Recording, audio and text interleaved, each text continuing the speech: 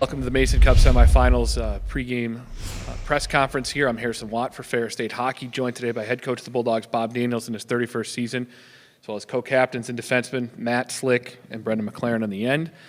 The Bulldogs here in the semifinals after sweeping Bowling Green, a couple of overtime games last weekend. On the road at Bowling Green, the Bulldogs come in as the 6th seed to face off with the Mavericks. Going to open it up with an opening statement from Coach Daniels here on being in the semifinals. Yeah, well, thanks, Harrison. We're obviously thrilled to be here. It's been since, I think, 2016 that we've advanced this far in the playoffs, so we're really happy. Tough series against Bowling Green, obviously. Both games went to OT. We were fortunate enough to come out with the win in both games. And the interesting thing is we had the lead inside of 2 minutes both nights, and Bowling Green pulled the goalie and scored to force overtime both nights. So the second night, the first night, that's fine. The second night, though, boy, it's, it was like Groundhog Day. But the guys really, I give our players a lot of credit, and our senior leadership, our upper class leadership, I should say, and that they were able to keep the guys focused. And it's not easy when you get tied late and you go back in the locker room and you got to sit on that for a while. But I thought the guys had the right attitude. And again, I give the credit to the leaders on the team. All right, with that, we're going to open up with questions from the media. If you are on Zoom, just put in the chat that you're ready to ask a question. In person, raise your hand as well. And we'll get started here. Questions for Coach or the players. Don. Coach, Don Westfall again with MSU TV. I'll have the game tomorrow night. You guys came in here in December and took two. What aspects of where your game is at right now are similar to where you guys were at in December to come in here and have the success that you did back then and translating that into tomorrow night's matchup? I'll take it from any of the three of you. I think we were very consistent all year, even though we had some ups and downs, but I don't really think any of us are looking at those games because we're worried about the game coming up tomorrow, and that's in the past, so we know what we got to do to get it done. Yeah, I think, we did, and that was big for us when we won the 2 games here, right? We were playing well, but you wonder how good you are, and right now the obvious measuring stick in our conference is Minnesota State. And so to come in here and win 2 was really, really big for us and gave us a lot of confidence throughout the season. Now, with that said, it wasn't too much later that Minnesota State returned the favor at our rink.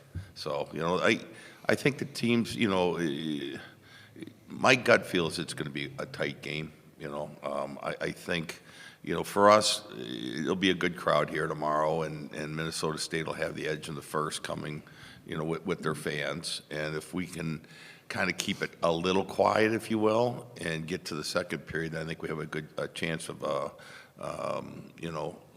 a good game breaking out. But we've got to, we got to stay in it through certainly the first 10 minutes. All right, any questions from the media here? Put them, Ryan or Rob, if you guys want to ask, go ahead and unmute yourselves and go ahead. Hey Bob, this is Rob here from Rank Live. Talk about Noah's game a little bit. Your goaltender, he's kind of probably hit his stride right now. I know this week he talked that he was, feeling more comfortable in the net. What's his game trending like? Yeah, no, it's good. He's very talented, and he's a very good goaltender. Up at Northern a couple of weeks ago, they put some numbers on him, and I think like any team, you have your ups and downs throughout the course of a year, and that was probably a low point for us. And the numbers that the goals that were given up were certainly not on him. I thought that was a team effort in losing those 2 games. And the other thing is Northern's playing really, really good. About Noah's game, though, beyond the fact that he's very talented, he's got the right personality to be a good goaltender, and a good goaltender in big games doesn't let a lot rattle him. And he's got the area of the game, I think, over the year and a half he's been with us that he's improved upon, and it still has room to continue to grow and get better, is his ability to move the puck. You know, we've worked on that quite a bit this year. I don't think we're exactly where we want to be yet, but we're getting closer. But his ability to move it has improved greatly. He's a quiet goaltender, so he makes saves look easy. He's very good at controlling rebounds, pushing them into corners, putting them into quiet areas. He also has a good hockey IQ, as well as his ability to know when we could use a whistle and maybe get the guys off the ice, slow the game down a bit. So, you know, he's got an awful lot of things going, right from, you know, the physical attributes, but then also the mental part of the game as well. Obviously, Minnesota State's got a great power play. I mean, it's really, really good. And the fact that they, possession-wise, they spend an awful lot of time in the offensive zone, we want to limit that, because the longer you're in your own end, the greater chance you have of taking a penalty. But from a discipline standpoint, we'd like to stay out of the box. You know, certainly there's no room for us to have undisciplined penalties. We can't take those. We can't take frustration penalties. Well, you know, it's hard to go through a game without taking any. But if we can keep it to 4 or 5 power plays for Minnesota State, that would go a long way. So goaltending, special teams, obviously, and I think for us, we've got to make sure like our puck management's really good as well, because turnovers in critical areas of the rink, you know, Minnesota State, as I mentioned, they can grind it out down low, but they also have a very good transition game too. So, you know, we want to be solid defensively. We want to stay out of the box, and we're going to need some good goaltending. I think Rob has another one for us here. Rob, you can go ahead when you're ready. Sure, I'll toss this to both your players. You know, I know Coach Daniels talked last week that you have to, you know, the travel was limited, but, you know, you played a Saturday game, so you probably had, what was that week like in preparation? Did it feel kind of normal, even though you had to come to Minnesota? Yeah, I thought the week was pretty standard. We tried not to deviate too much week to week. Obviously, we got the extra day this week with just a Saturday game. So practice yesterday was maybe a little bit lighter than what a normal Thursday practice would be. But yeah, just normal week of practice here, game planning for a really good team, and all the boys are really excited to go. Brendan. Yeah, just Slicky nailed it there. I mean, I don't really have anything else. Our flight out here went great. Everyone got here safely and put the work in, and one more practice, and we'll be ready to go tomorrow. Don, go ahead. For both of the players, I thought one of the reasons for your success here back in December, you guys blocked 20-plus shots both nights. And as defensemen, no one likes to get into that kind of position. But just talk about the attitude, especially as leaders, about that's just one part of the gritty game no one likes to do, but obviously it leads to success. Yeah, I think we got a dressing room full of guys that are willing to do that, and we've kind of gone over that, and over the course of the year, when our block shot numbers are high, it usually correlates in wins. So, you know, we try to do the little things, and that's one of them. Obviously, we'd like to have the puck a little bit more, so maybe we don't have to block all the shots, but when the time presents itself, I think that everyone in that room is willing to get in front of it and do what it takes to win. So it's good to see. All right, any more questions for Coach or the players? Ryan, go ahead. Bob, you've been coaching for a long time. Has there ever been a season where you remember this much parity, where any team can beat any other team on any given night? The standings have been so close. Has it been this unique for you this year? Yeah, it has been, and you know, there's been years where there was quite a bit of parity, but there always seemed to be a lot of stratification in the standings. When I say stratification, I'm talking about, you know, maybe the top 2 or 3 teams, then a break, then the next set of 3, then a break, and then the remainder. Where this year it didn't feel that way.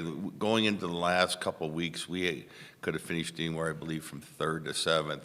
So it was, and it was really tight. And because of that, it seemed like you almost had a playoff feel starting in near the end of January.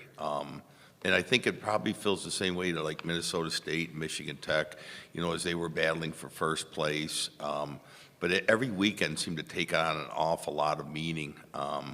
And so, I think it's good. Obviously, the beneficiaries of that are the fans.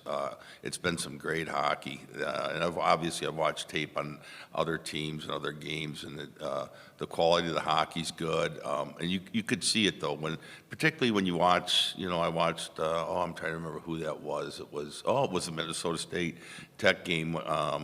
The final game on that Saturday. I mean, that was, edge of your seat stuff, and nice controversy involved, which you need, and that's always fun if you're not involved in it. But anyway, it's great, and I think it's good for the CCHA, and I think college hockey as a whole. I mean, obviously the Big Ten Conference right now, that conference is good, but I still think once we get to the NCAA tournament and you got the 16 teams, I think that parity is going to continue to be present throughout the tournament, and I just think, that's the great thing about college hockey and hockey in general. There's a lot of sports where you pretty much know who's going to win, or you have a pretty good idea. Hockey's just such a different animal. It's the ultimate team sport, in my opinion. I did get one earlier today, emailed to me just for both the players, what it means to you guys to be here in the semifinals and just the feeling of this program continuing to move forward over the last several years. Just for you guys to know, Matt, that's a little bit tougher for you, but having come in here and making the semifinals your first year. Yeah, especially for guys in my class going through the hard times, struggling, not getting many wins, and then finally making it my fourth year here. I mean, it's very special and means the world to all of us, especially Slicky, even though he's only been here a year. But it's a really big deal, and we're looking forward to a chance to advance to the next round.